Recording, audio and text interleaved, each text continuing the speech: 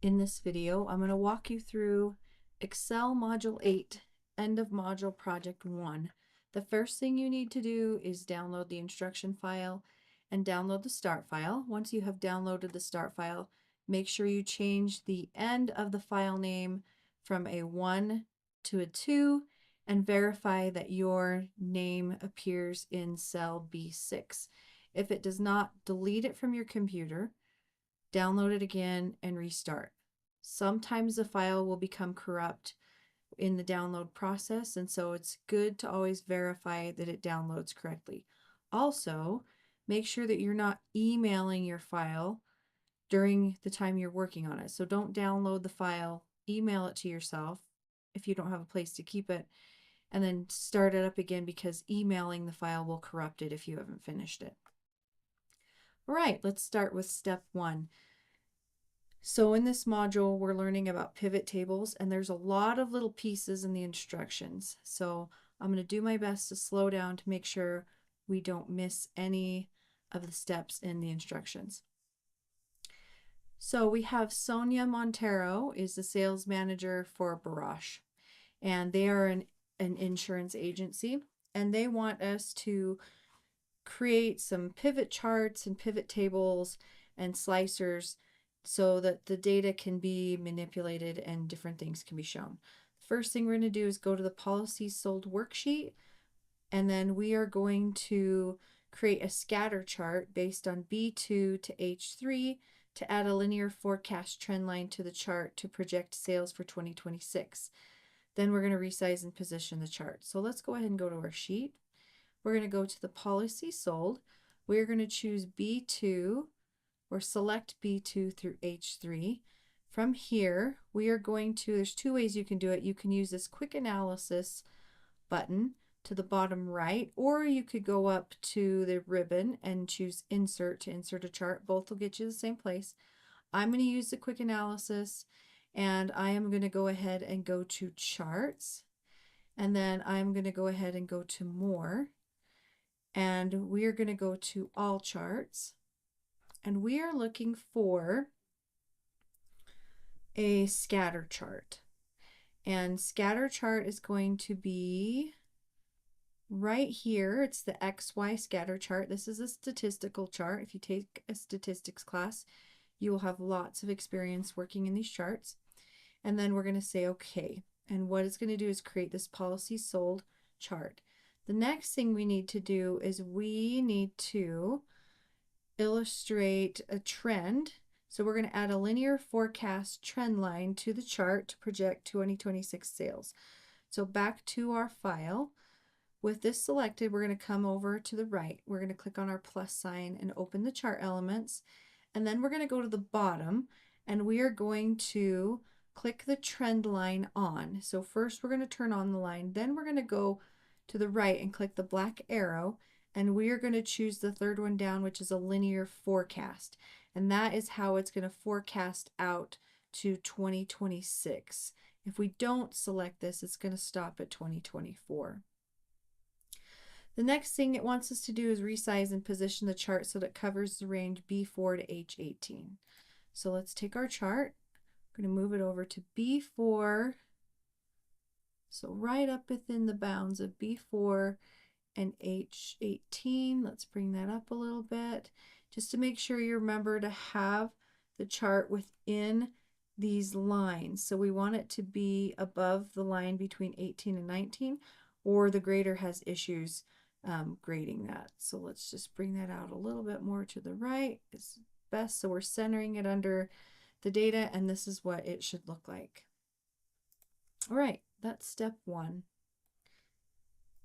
Step 2, we're going to go to the sales table. So what we have on the sales table, this is a bunch of data. This might have been manually entered by somebody in Excel, could have been downloaded out of a different platform, but what we have here is a data table with a whole bunch of information, and we are going to use a pivot table to manipulate this data in different ways so we can see different things. So with this table selected, all you have to do is put your cursor in the table. We're going to create a pivot table using a recommended pivot table. And so we're going to go back to our file. We're going to go to the Insert tab, and we're going to choose, there's two options. There's Pivot Table on the left, which is going to give us a blank one, or Recommended. This step wants us to do a recommended pivot table. And we are looking for the pivot table called Sum of Revenue 2024 by Branch. So right here, these are the recommended pivot tables. It's going to kind of guess what we want. We want the Sum of Revenue 2024 by Branch. So for me, it's about halfway down through the list. If you hover over it, it'll tell you what it is. Sum of Revenue 2024 by Branch. I'm going to choose that one. You're going to see it shift the data on the left, or sorry, on the right, and then we're going to say OK. And then it's going to create a whole new sheet with a pivot table with just specific pieces of information from our data table. Okay, so we have the table in. We have the pivot table in.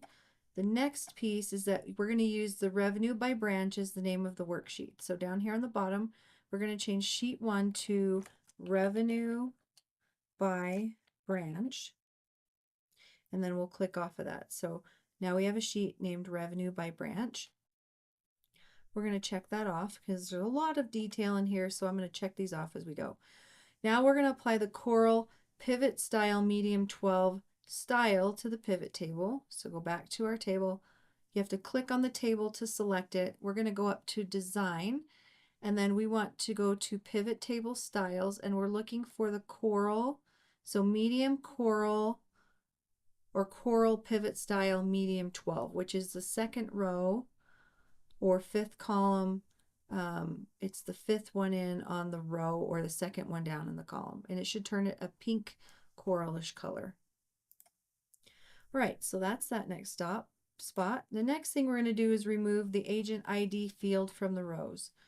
So what we have here on the right, you have to be selected in the pivot table for all these pivot table fields to show. We have filters area, we have a columns area, we have a rows area, and we have the values.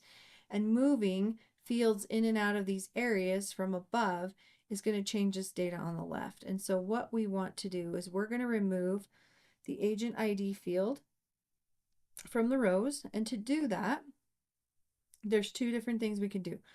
We can turn it off, so uncheck it up here in the fields, or we can remove it all together. To remove it all together, I'm just going to click and drag it back up here, just like that, which again turns that off. So whichever way you get there, it's the same thing, but we do not want to see agent ID down here in the branch. We just want to see the branches, and then we want to see the sum of revenue for them.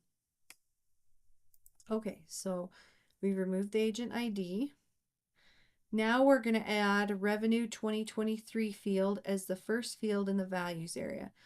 So right now we have the 2024 as the first field in the values, which is where we get this column in B. We're going to bring down Revenue 2023. So I'm going to click on it. I'm going to drag it down and drop it right in above Sum of 2024. So now I have a 2023 column and a 2024 column. Right, the next thing I'm going to do is I need to change the number format of both those value fields to currency, 0 decimal places, and the $sign. So let's do that. So let's start with Sum of Revenue 2023 down here in the values area. I'm going to click the down arrow. I'm going to go to Value Field Settings. We're going to go to Number Format. We're going to do currency, 0 decimal places, and then we want the $sign. And then we're going to say OK, and then it's going to shift that. Now let me make sure I've read that right. 0 decimal places and the $sign. Okay, good. So now we need to do the other one. So we've done Sum of Revenue 2023. Now let's do Sum of Revenue 2024. Click the down arrow, Value Field Settings. Here from this window, we're going to go to Number Format. We're going to go to Currency. And then we're going to drop down to 0 decimal places, leave the $sign, and then we're going to say OK. And then OK one more time. And now we've formatted the data in these two value fields, or these two columns, to be the same. Okay, so that is that spot right there. The next thing in the instruction says use 2023 revenue as a column heading in B3 and 2024 revenue as a column heading in C3. So don't let this confuse you. You're not changing the names over here in the values area. You're just coming up here to the column headings and changing it here. So this is going to be revenue 2023, right? Yep, or 2023 revenue. So let's go 2023 revenue, REVENUE. And then the next one in C3 is going to be 2024 revenue. Just like that. Okay, now I'm going to make sure click on this table so I can see my fields on the right. All right, so that is step 2. Let's go on to step 3. In step 3, Sonia wants to include the average revenue in the pivot table. So we're going to add something called a calculated field to the pivot table, and we're going to call it average revenue. So back to our pivot table, make sure your cursor is anywhere within the pivot table. We're going to go up to pivot table analyze, and then over in the calculations gallery, we have fields, items, and sets. Click the down arrow. We're going to choose a calculated field. We're going to call this field average revenue. So I'm going to remove that and type average revenue. And then now we have to build a formula in this box for it to calculate an average between these two fields. And so to do that, let's look at the instructions. So we're going to add revenue 2023 and 2024 together, and then the value of that is going to then be divided by 2. So sometimes you have to make sure you read the instructions to get your parentheses in the right place. So we're going to begin with the parentheses, and we're going to do revenue 2023 plus revenue 2024, and you're clicking on these fields down below in the fields group. Then we're going to do ending parentheses. So we're going to tell it to do the math by adding these two together first. That's why they're in the parentheses. Then we're going to use a / for the division sign, and then we're going to do a 2. Once that's done, we're going to go ahead and say add, and then we're going to say okay, and then it's going to add that calculated field or column to our data table based on that formula that we put in. All right.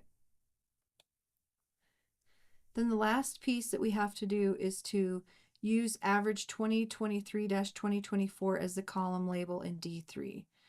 So we're going to do right here in D3 average 2023-2024 like that. And then make sure you have your table selected, and this is what it should look like. All right, that's the last of step 3. Well, let's go on to step 4. In step 4, Sonia also wants to display the revenue by branch as a chart. So we're going to add a combo pivot chart based on the new pivot table.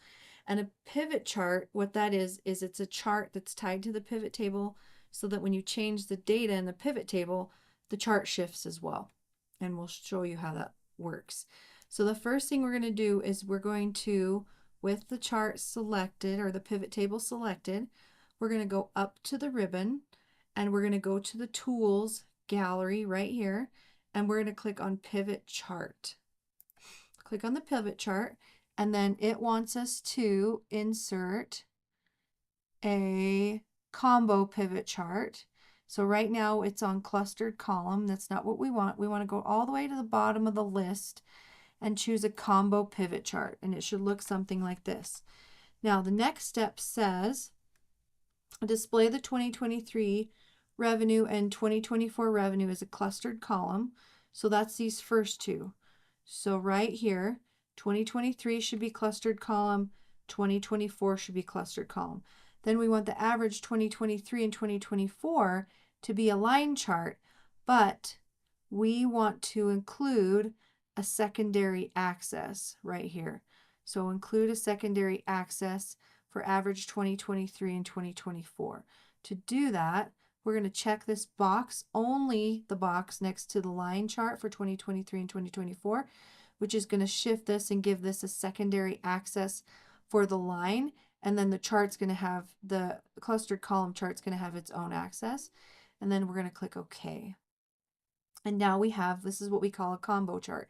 It's two charts combined into one. And so we have done step 4. Now we are on to step 5. In step 5, we're going to format the pivot chart to make it easier to interpret and coordinate it with the pivot table. So the first thing we're going to do is display the legend at the bottom of the chart. So let's go back, and with the chart selected, we're going to click that plus sign, and then we're going to go down to legend, and we're going to go to the right and click that black arrow next to legend, and then we're going to put the legend at the bottom of the chart. Let me make sure I read that right. Display the legend at the bottom of the chart. Okay, good. So let's check that off because there's a lot of little steps. And then we are going to hide the field list and all the field buttons to remove the clutter. So we have all these different buttons in here that we are going to turn those off. So we're going to come up here to the Design tab. Actually, not the Design tab. Let's do the Analyze tab. We're going to choose Pivot Chart Analyze, and over here on the right, we're going to turn off the field list and the field buttons. Now, see how they're dark gray? Dark gray means they're on. If you just click them off, and when they're the same color as ribbon, you know that they're turned off. So we've removed all those extra gray boxes that were in the background. Right, so we've hid the field list and the field buttons to remove the extra clutter. Now we're going to change the maximum bonds for the value access on the left to 9 million. So on the left, our maximum bonds is 10 million. We want to change this to 9. To do that, you're just going to double click that 10 million, and it's going to open up the Format Access window on the right. In the bounds area, under Access Options, we have minimum and we have maximum. We want to change the maximum to 9 million. You don't even have to type the commas in. We're just going to type 9,000,000. Once we do that and we click off of the right, you're going to see that the bounds of this axis over here is 9 million. So now both sides say 9 million. Once you're done, you can close this format plot area on the right of your screen. Okay, so that next step is done. The next step in step 5 is we're going to change the pivot chart colors to monochromatic palette 4. So with the chart selected, like this, we're going to go to Design, and then we're going to go to Change Colors. You're looking for this little color palette, and then we want monochromatic 4, which is the pink one, monochromatic palette 4, or the coral one, if you don't want to call it pink. So now it matches the other charts in the workbook. And then the last thing, we're going to resize and position the pivot chart so it covers A9 to D24. So we're going to click and drag this, and no, don't click the middle. So what you have to do is you have to click off the chart and click on it to where you just have the circles around the outside. And from there, you get your 4-way arrow and then you drag it over. So we want this to be A9 to D24. Whoa, A9, just in the bounds of A9 to D24. Let's drag this a little bit to the left. And now we're good. Okay. All right, so now we have a pivot chart that matches the pivot table. Now the great thing is if we were to change some things in this pivot table, filter and do different things like that, you're going to watch that this chart that we've typed to it is going to change. So that's the end of step 5. In step 6, Sonia wants us to provide a quick way to filter the pivot table and pivot chart by policy type. So we're going to add a really cool feature called a slicer that's based on the policy type field. And then we're going to apply the Coral Slicer Style Light Force. So let's go back to our file. With your cursor in the pivot table anywhere, we're going to come up to Pivot Table Analyze on the top of the ribbon. Then we're going to go to the left to the Filter Gallery. We're going to click on Insert Slicer. And we're going to insert a slicer based on the policy type field. So we're going to check the box for policy type. That's the only thing we want to slice. And then we're going to say OK, and that's going to give us a box that as we click on these buttons, that it's going to change the data in this table. And I'll give you an example. Look, watch. If we just click these buttons, the pivot table and the pivot chart are going to shift. And this is what I love about pivot tables, pivot charts, and slicers. They are very handy. Okay, so we added a slicer. And then the next thing we need to do is make it match color-wise everything else. So we're going to make it coral slicer style light 4. So go back to our table with the slicer selected. We're going to go to the slicer styles, and coral slicer style light 4 is going to be the 4th one in. Go ahead and apply that. And I'm going to clear my filter. So you should see something that looks like this at this point. And then we are going to display the slicer in 2 columns. That's this part. So display slicer in 2 columns. To do that, we go back with the slicer selected. We're going to go up to the ribbon. Under the slicer tab, we have the buttons gallery. The top, we have columns. We're just going to change that 1 and we're going to up that to a 2. It's going to split that between 2 columns. And then we're going to move and resize the slicer so the upper left corner is in E3 and the lower right corner is in G8. So let's move that to E3. So we're going to click it and drag it to E3 to G8. So I'm going to grab the bottom right corner and bring that up because we just want that to be G8. Just like that. Make sure it's within the lines so the grader can read it. And that's our slicer. Now, we're going to use the slicer to filter the pivot table and pivot chart to display auto, home, and life policies. So we're going to select 3. Now you're going to notice there's 4 policy types. And so you're thinking, how do I select 3? Because if right now I can just click on one or the other and it selects only one. So what you do is you click the first one. So we want auto. Then you're going to hold your control key down on your keyboard. Then you're going to choose home. And then you're going to choose life. So we are not choosing disability. Now, once I take my mouse away, you're going to see that those 3 are pink and disability is not. That means we filtered those 3 policies and it does not include the disability policy. All right, that's step 6. Doing great. Let's keep going. In step 7, Sonia wants to insert a pivot table that includes other policy information so she can analyze the sales of life insurance policies for 2024. So pivot tables are going to be built off of our table. So we're going to go back to the sales table. So original sales table. And this time we're not going to use one that's pre-designed, a recommended one. We're going to create one from scratch. And so we are going to go to our pivot, our sales table. We're going to go to insert, and then we're going to choose pivot table. Now, we want to make sure that this references the policies table. You should see the line going all the way around. That's good news. We are going to put this in a new worksheet. That's great. And let's make sure we have all our instructions. So it's going to be based on the policies. We are going to place it in a new worksheet and we're going to call it policies by type. And then we have to make sure to add the data to the model checkbox is unchecked. So add the data to the model is unchecked. We're going to add this to a new worksheet. We're going to say okay. Now it's added a new worksheet to the bottom. We have sheet 2. Now it's blank because we haven't done anything with it yet. And we'll populate that in just a minute. But we need to make sure the title of the sheet is called policies by type. So we're going to double click sheet 2, type in policies by type, and then click, oops, I spelled it wrong. POLICIES by type, and then click off of that. Now I'm going to click on the pivot table because we're going to need these fields over here on the right to populate this pivot table.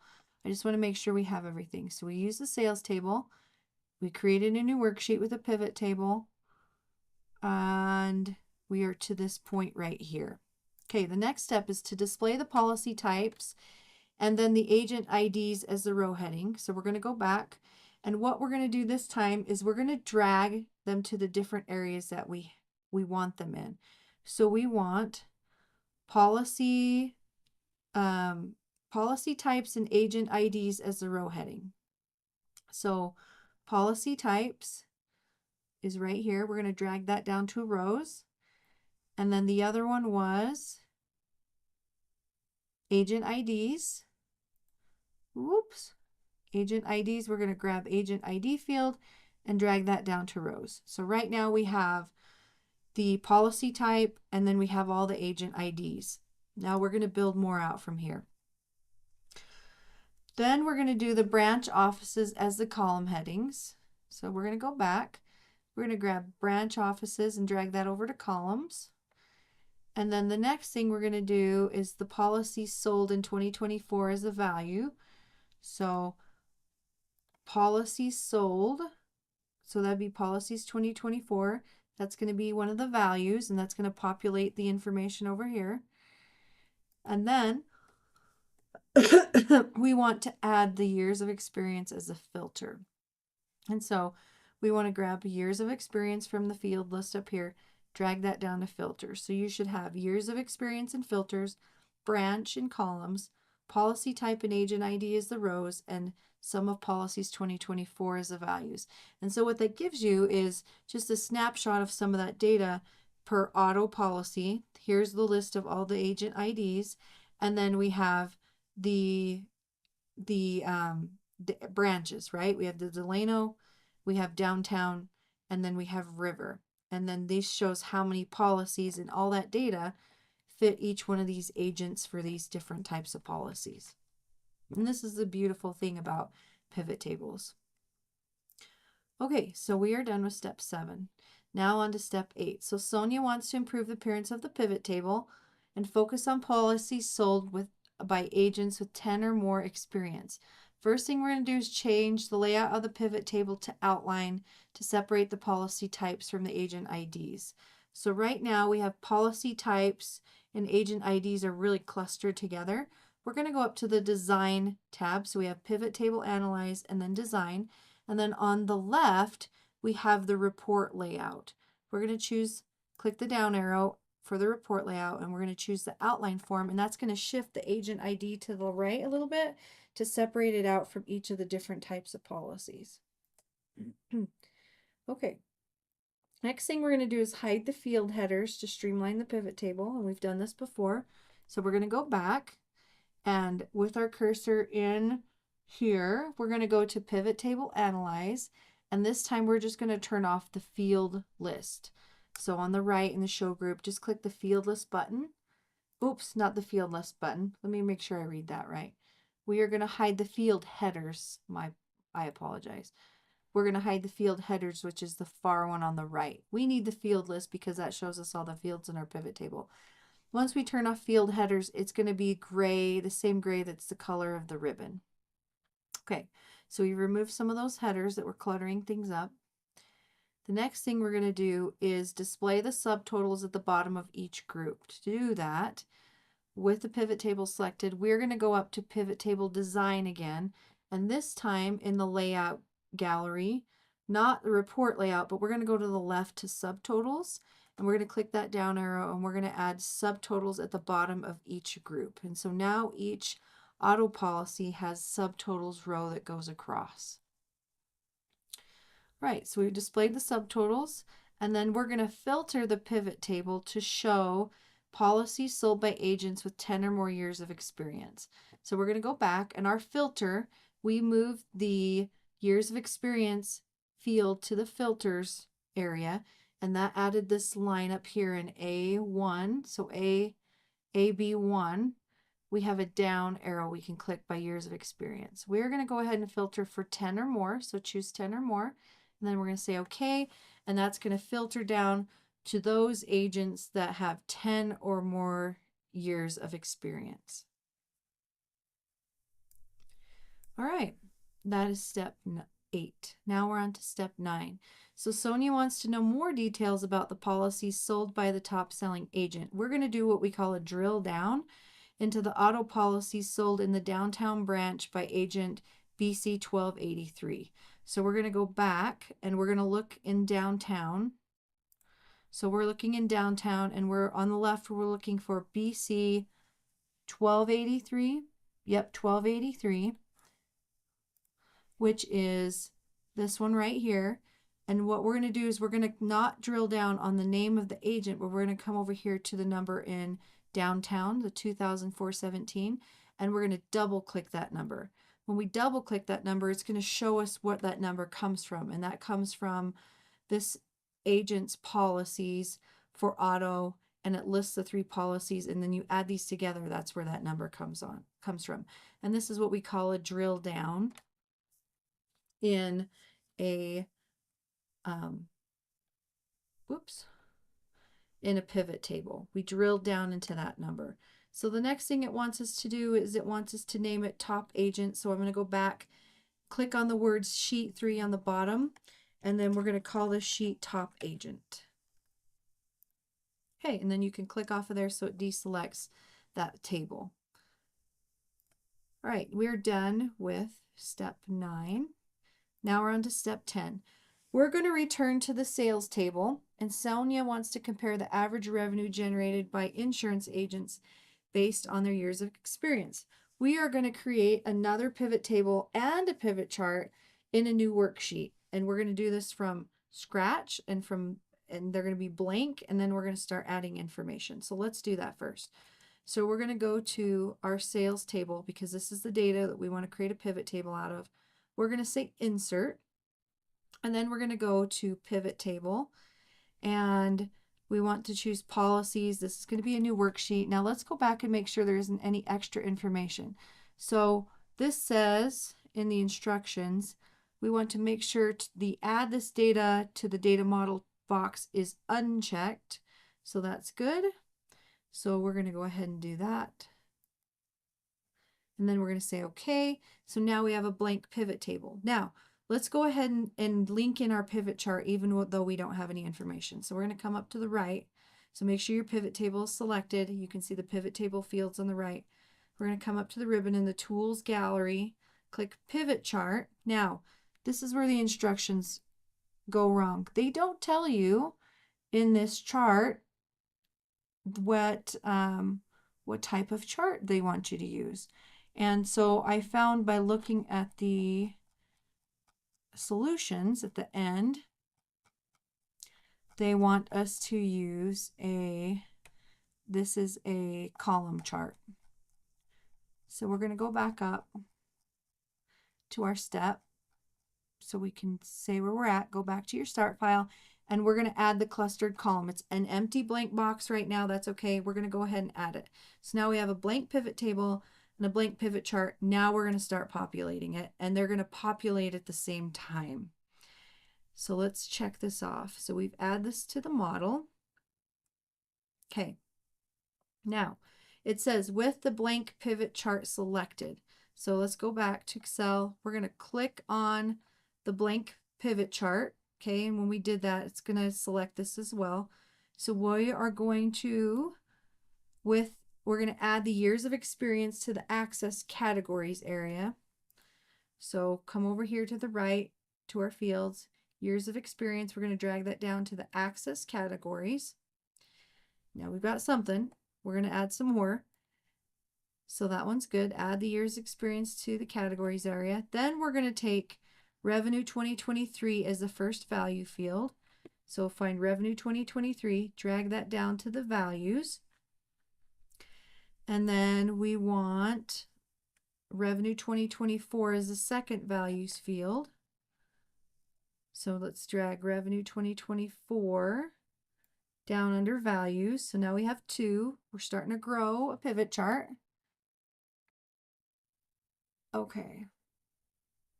And now we want to change the value field settings for both fields to display averages. So this is a key. The one we did previous was sum. This one we're doing averages. And then we want 2 decimal places and the dollar symbol. So let's go back. So down here on the bottom right in our values area, let's click the down arrow for the first one. We're going to choose value field settings. Now from here, we're not going to let this stay at sum. We're going to choose average instead. So average, number format, currency, 2 decimal places, and the dollar sign. We're going to say okay, and then it's taking care of column B.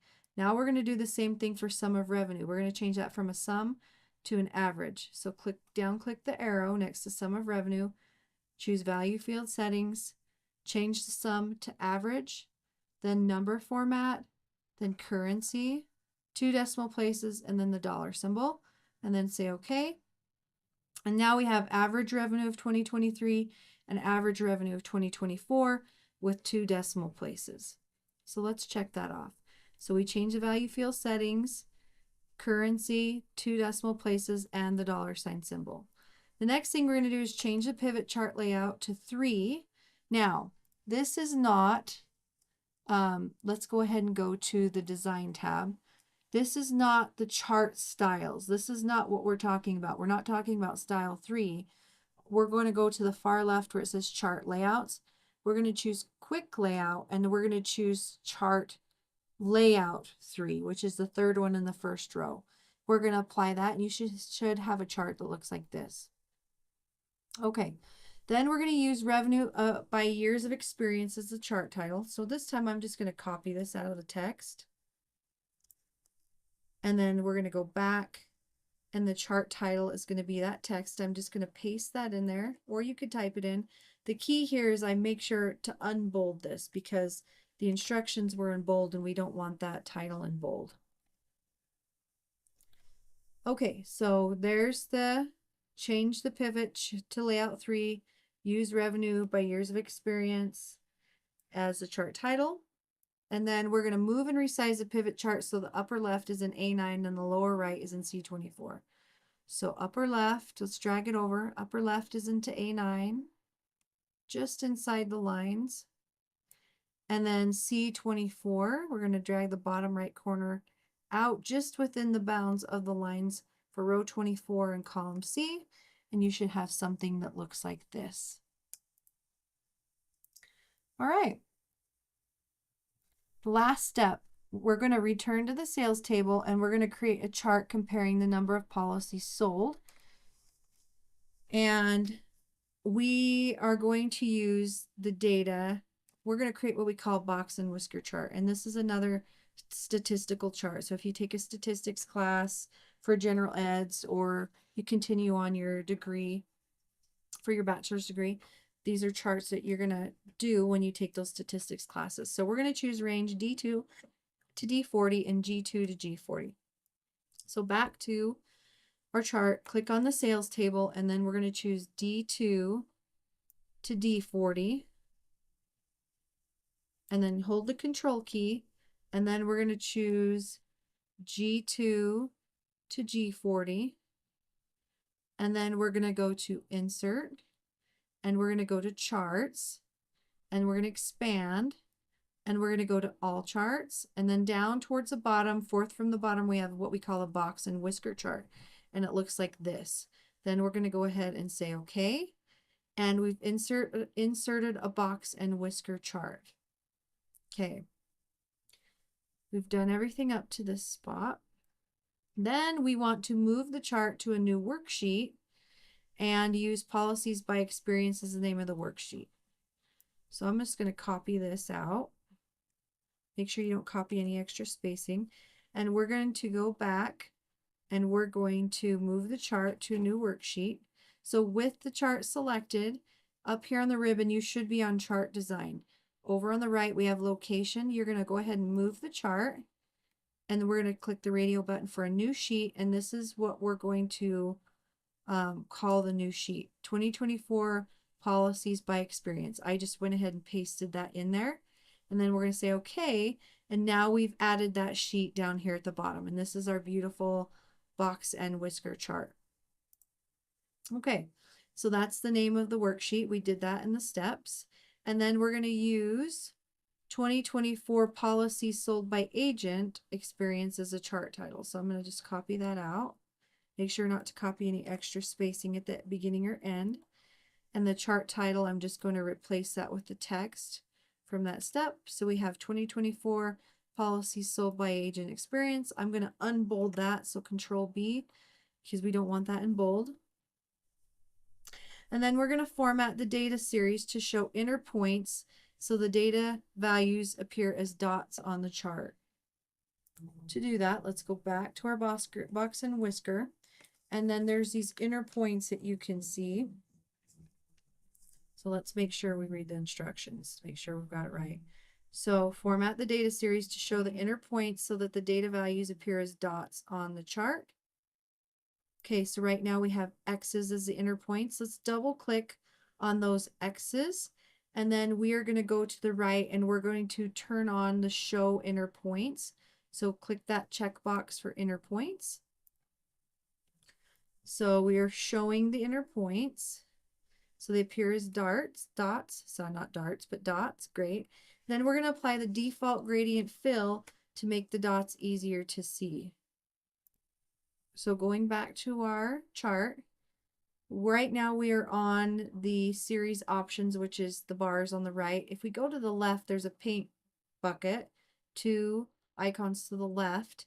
We're going to click on that fill icon, and then we're going to go down and we're going to click the gradient fill button, and then we're going to let the preset gradients just default to whatever is there. I believe that's what it says. So apply the default gradient fill to make the dots easier to see.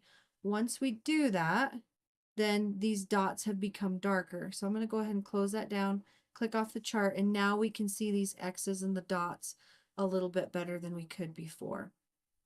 All right, so then we did that and we applied the default gradient to fill the dots and make it easier to see, and that was the last thing. So let's double check and make sure everything looks right. So this is our final figure for the first sheet. So policies sold should look like this. Let's see if that looks the same. Looks good.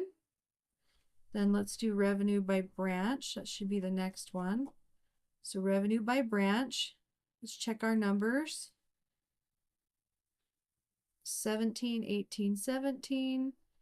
We have the chart. Looks good. The bounds. Okay. Policy types are selected. Yep, everything looks good. Okay, let's go to the next one. Final figure for top agent worksheet. There should be 3 entries. Top agent looks good. The numbers look good. They match. Then we're going to go down to the next one. Policies by type worksheet. Let's choose policies by type. 10 or more. 2417 should be the one. Let's see if these numbers across the bottom are the same. 51696221 11390. That one looks good. And then we've got average revenue worksheet. Let's check on that one. Oops, and I forgot to name that one, so it's a good thing we checked. So sheet 4 should be average revenue. There we go. Average revenue. Let's make sure this one looks good. 0 to 4, 5 to 9. Looks good. 700,000. Looks good. Looks good. Got these gray boxes. Do those match? Yep, looks good. Okay, then we've got figure 6. Policies by experience worksheet. It's our box and whisker. That one looks good. Okay, and then we have our sales table with our original data. And that's it. So we've got our sales table, and that one we didn't change anything to. I'm just going to click off the cells that we selected. All right, that's it. So go ahead and submit it, see how it turned out. And if you have any questions, don't hesitate to reach out to me.